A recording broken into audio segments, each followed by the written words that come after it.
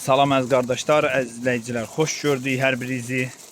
Əziz qardaşlar, buyurun baxın, bax belə 80 baş birinci qarna təmiz tatallar cinsi qarnı boğaz şişəklər satılır. İçində tək-tük də yelinləyib.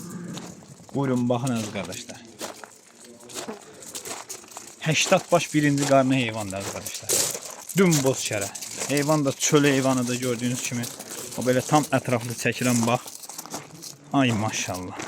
Dümboz şərə 80 baş heyvandır əziz qardaşlar. Hamısı da yelin üstündə. Tappa-taraf yelinləyirlər. Hamısı da belə dümboz şərə. Görürsünüz heyvanlar, göz qabağındadır. Hamısı qarnı boğaz şişəklərdir. Birinci qarnı. Görürsünüz bunlar. Ay maşallah. Görürsünüz bunlar. Nədir? Süper heyvandır, süper.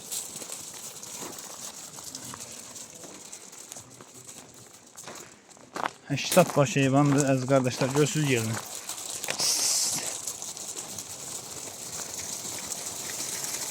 Kim istəsə əlaqə saxlaya bilər. Ünvan Beyləqan rayonu.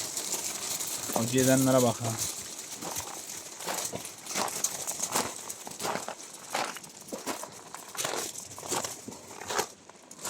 Belə hamısı yelin asıb, görürsünüz.